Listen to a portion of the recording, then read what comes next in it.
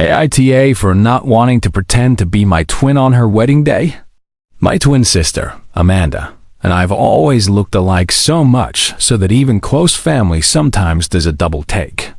But our personalities? Night and day. She's the outgoing one, the popular one, the one who craves the spotlight. I'm quieter, more reserved. Growing up, she loved the attention our twin status brought. She'd pull pranks, swap classes, and sometimes introduce herself as me just for the thrill of confusing people. I played along for a while, but by high school, I'd had enough. I started dressing differently, cutting my hair short when hers stayed long, trying to build an identity of my own. Now, we're 27. Amanda's getting married to a guy named Brian. They've been together for 3 years, and while I don't know him very well, we don't see each other often. He's always seemed decent. The wedding planning started months ago, and I was happy to support her. I agreed to be her maid of honor. We tried on dresses, picked colors, and even did a spa weekend together. It felt like we were reconnecting in a real way. That was until 2 weeks before the wedding. We were sitting at a cafe, going over final details, when Amanda leaned in, eyes sparkling with mischief. "So, I need a favor," she said, stirring her latte like it was no big deal. "Okay, what kind of favor?" I asked. She looked around, lowered her voice, and said, "I need you to stand in for me during the ceremony rehearsal. Like, pretend to be me. Full-on switch." I blinked, thinking she was joking. "Why would you want me to do that?" "Well," she said, dragging it out, "Brian's ex is going to be at the rehearsal. His family insisted on inviting her along story, but I don't want her to see me before the big day. I want the first time she sees me to be when I walk down the aisle, perfect and untouchable." I stared at her.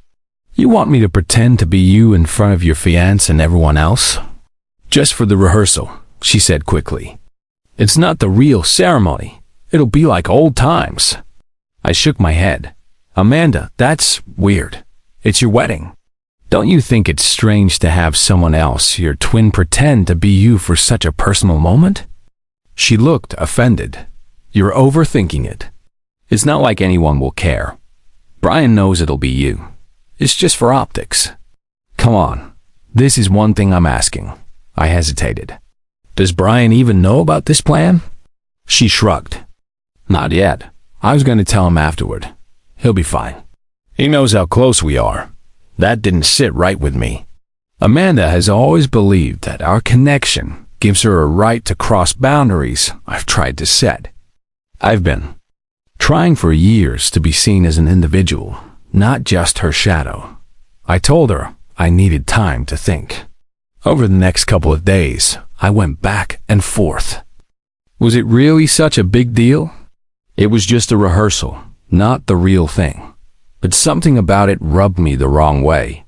The deception. The expectation that I'd fall in line like I used to. I hadn't agreed to this when I said yes to being her maid of honor. I ended up calling her a few days later to say I wasn't comfortable doing it. Her reaction was immediate and explosive. "What you mean you won't do it?" she snapped. "You're my sister. You've always helped me with things like this." "That's the problem," I replied. "I've always done things like this, even when it made me uncomfortable. I'm trying to set a boundary now." "So, you're gonna ruin my wedding?"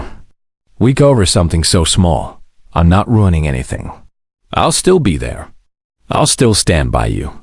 But I won't pretend to be you. I want Brian and everyone else to see you, not me in disguise." She hung up on me. Later that evening, I got a text from our mom. "Amanda is really upset. Maybe just do it to keep the peace?" And then another from a cousin. "It's not a big deal. I'd do it if my sister asked." Even Brian sent me a message.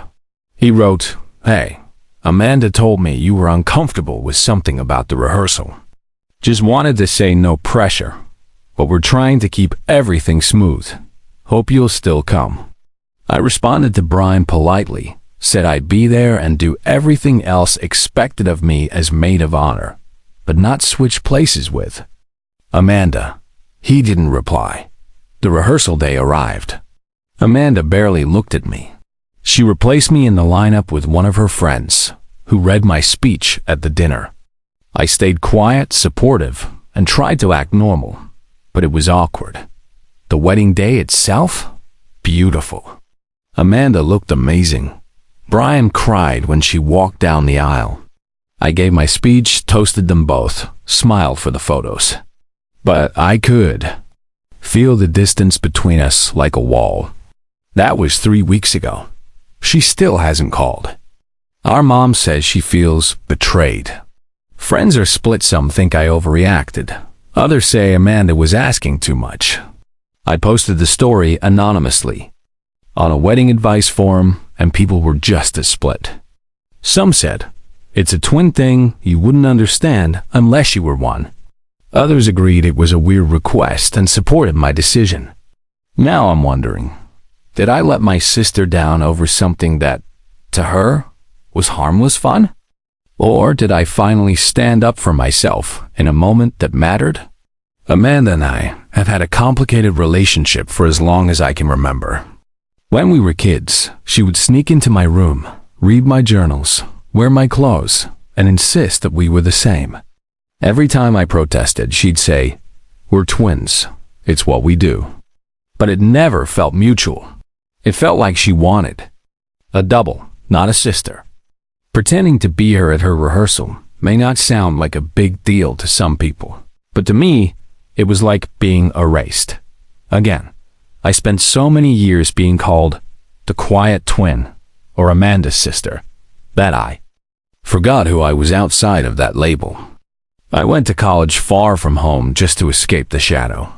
I changed majors, made new friends, and even avoided telling people I had a twin. It was the only way I could feel like I was living my own life. So, when Amanda made that request, it wasn't just about a wedding rehearsal. It felt like a test, one final push to see if I'd still drop everything to become her stand-in. And this time, I said no. I've been thinking about reaching out to her, trying to explain everything. But part of me wonders if she'd even listen. Would she understand that I wasn't trying to sabotage her day, but trying to protect my own sense of self? Brian sent me a thank you card in the mail, with a short handwritten note. You were great at the wedding. I'm sorry things got tense before. Hope we can all move on. That gave me a little hope. Maybe, in time, Amanda will come around too. For now, I'm focusing on my own life. I'm applying for a new job, planning a solo trip to the coast, and taking long walks without worrying about being mistaken for someone else. But I still miss her. So am I the one in the wrong?